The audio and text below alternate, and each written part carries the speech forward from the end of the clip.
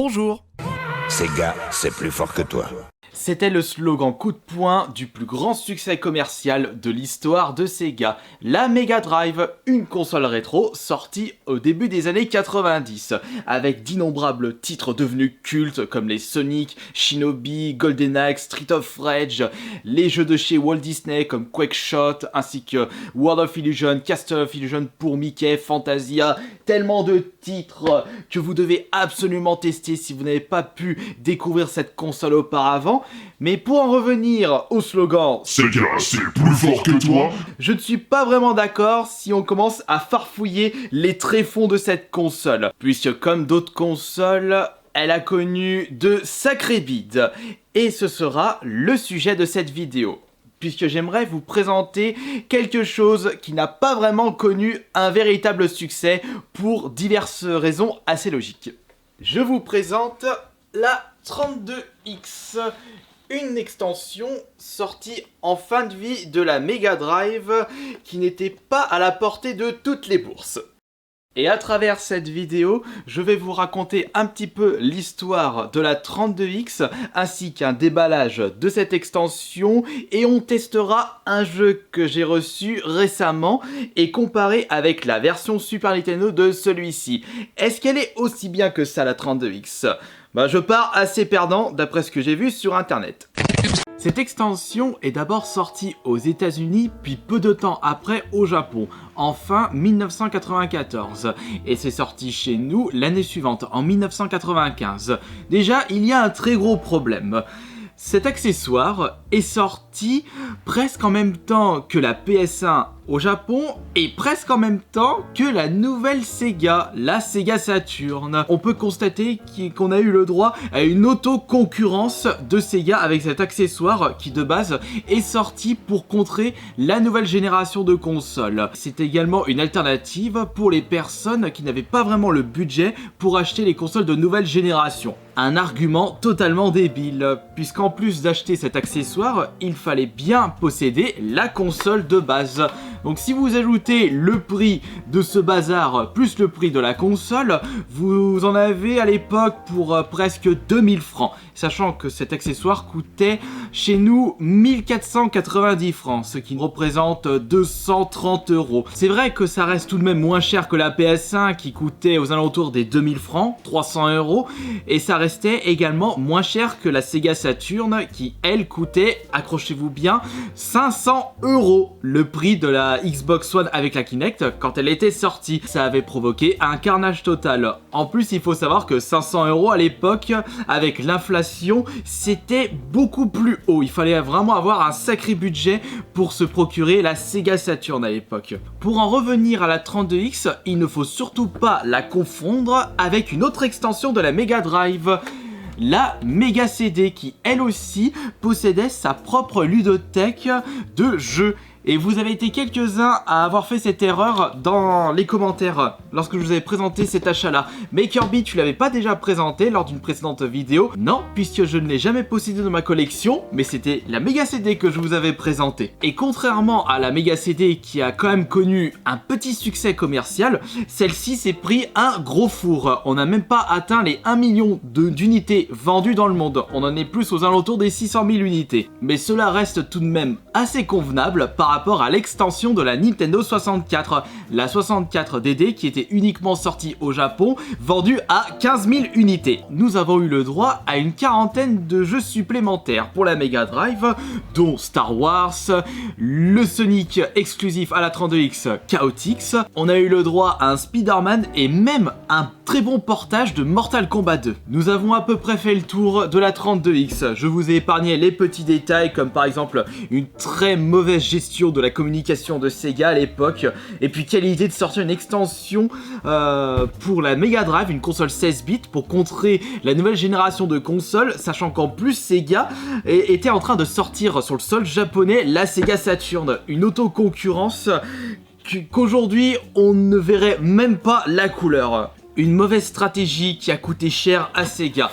Faire ce genre de projet, il faut avoir un certain budget, et si le nombre d'unités vendues ne rattrape pas ce budget, ça ne peut que ne pas être bon pour l'avenir de l'entreprise. Et puis, Comme on le sait tous, malheureusement, Sega n'a pas pu se relever après ses nombreux échecs entre la 32X, la Saturn qui n'a pas vraiment décollé à cause de la PS1 qui avait créé un raz-de-marée. Il y avait eu par la suite la PS2 qui a carrément rachevé la Dreamcast de Sega, et c'est pour cela que Sega, pour éviter de disparaître dans les néants vidéoludiques, ils avaient décidé de se retirer du marché des consoles de salon. Ils ont quand même pu rattraper le coup en sortant leur titre phare sur les consoles concurrentes. Qui aurait cru un jour voir Sonic et Mario ensemble, chose qui était carrément impossible dans les années 90. J'aimerais maintenant vous présenter cette fameuse bête. Bon, c'est pas le genre de bordel où je risque de passer beaucoup de temps. Peut-être que si je trouve une exclusivité qui me botte, peut-être que je passerai un petit peu de temps sur cette 32X. Malheureusement, l'exclusivité qui m'intéresse, c'est le Knuckles Chaotix, le Sonic de la 32X, qui malheureusement coûte un gros bras, aux alentours des 300 € si je souhaite le récupérer complet. Mais je pense que je l'achèterai un jour pour ma collection Sonic. Alors oui, ça, c'est quelque chose qui est carrément impensable aujourd'hui. Cette extension, tout comme la Mega CD, il faut un bloc secteur supplémentaire. Donc si vous désirez jouer à la Mega Drive et à la 32X, il faut utiliser 2 blocs secteurs. Et on a même eu le droit à l'époque à des jeux qui se jouaient en combinant la 32X et la Mega CD. Donc il fallait 3 blocs secteurs. Je vous dis pas le bordel dans les câbles. Bon, de mon côté ça va, j'ai l'habitude. Ça, non, ça j'ai...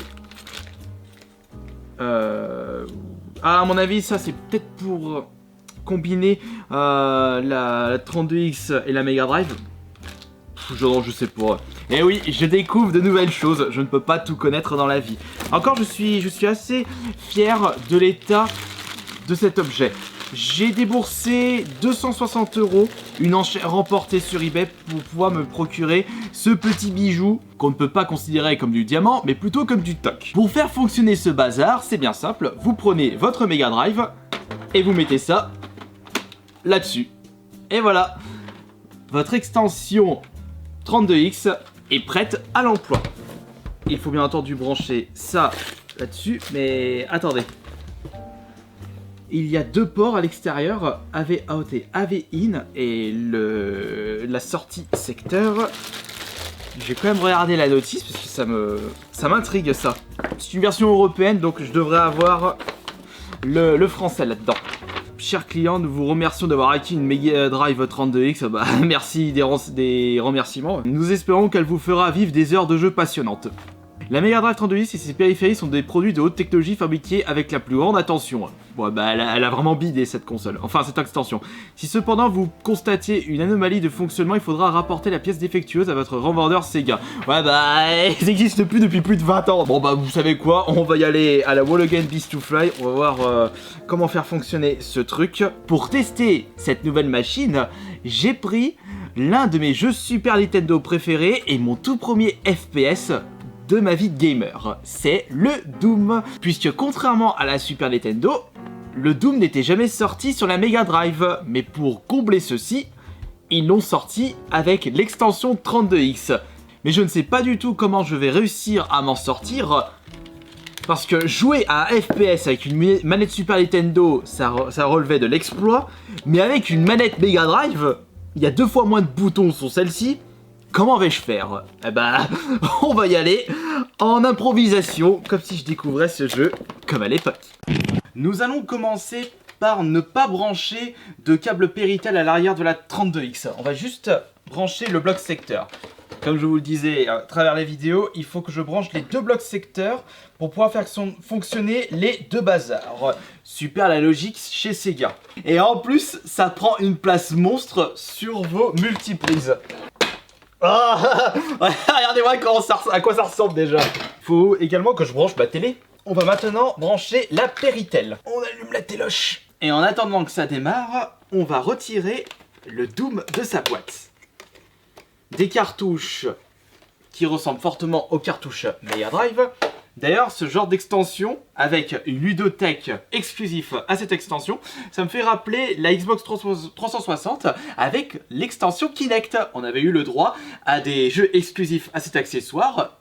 Les boîtes étaient de couleur violette au lieu de vert. Plutôt mettre ça là pour que vous puissiez mieux voir. Et nous allons mettre maintenant le Doom. Ok, allez, c'est parti.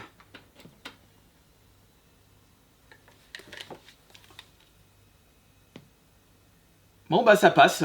Je ne sais pas pourquoi il y avait un câble supplémentaire fourni avec cette 32X. Allez, le son Doom. Bon, peut-être que pour les plus jeunes d'entre vous, ça vous dit rien cette musique, mais elle est franchement dégueulasse par rapport à la musique de la version Super Nintendo. Souhaitez-moi bonne chance pour jouer à un FPS avec une manette pareille. Allez, c'est parti.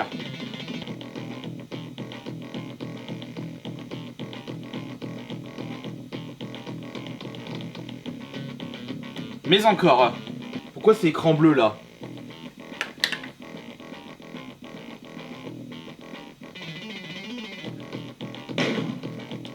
Non, à mon avis, il doit avoir un souci là. Il faut, c'est peut-être pas dû à la 32X, mais c'est le fait que il faut que je relie quelque chose.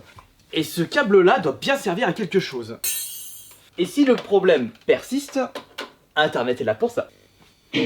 Ah bah voilà, on a une image. Cette fois ça passe. Par contre ça fait pas tout l'écran. Ça fait un petit peu laid. Ça c'est pour courir. Ouais. Mais avec une manette 3 boutons, comment veux-tu que je change d'arme? Bon déjà faudrait peut-être en trouver une arme d'arme. Non mais cette horreur là, la musique. Et ça c'était un avantage que proposait la Mega CD. Il y avait des jeux qui étaient sortis de base sur la Mega Drive, mais ressortis avec l'extension Mega CD, mais la bande son et les bruitages étaient améliorés. Je prends par exemple Off-World Jim. Alors qu'avec la 32X, bah, on n'a pas cette amélioration là. Je voudrais un fusil à pompe s'il vous plaît. Hop, ça dégage. Les souvenirs ne sont pas assez frais pour vous dire s'il y a une différence de graphisme entre cette version 32X et la version Super Nintendo. Quoique, en regardant un petit peu, j'ai comme l'impression que c'est un petit peu mieux fait par rapport à la version Super Nintendo. C'était quoi cette musique là? On va se suicider pour terminer cette vidéo. Le baril. Ah, je suis pas encore mort, je suis en sang. Ce qui est sûr, c'est que cette bouse marche parfaitement. Après, c'est vrai que c'est un petit peu de l'argent jeté par les fenêtres, sachant que je vais peut-être presque pas passer de temps sur cette 32X, et encore moins sur ce Doom qui fait tâche en qualité sonore par rapport à la version Super Nintendo. Mais étant donné que je suis collectionneur et que j'aime bien découvrir des choses que je n'ai pas pu avoir à l'époque et vous faire découvrir en même temps ces petites pépites cachées ou ces bouts infâmes que personne ne voulait à l'époque, ça fait coup double. Et comme d'habitude, on se retrouve ce soir à 20 h pour le prochain live sur ma chaîne Twitch, Kirby54. Ciao!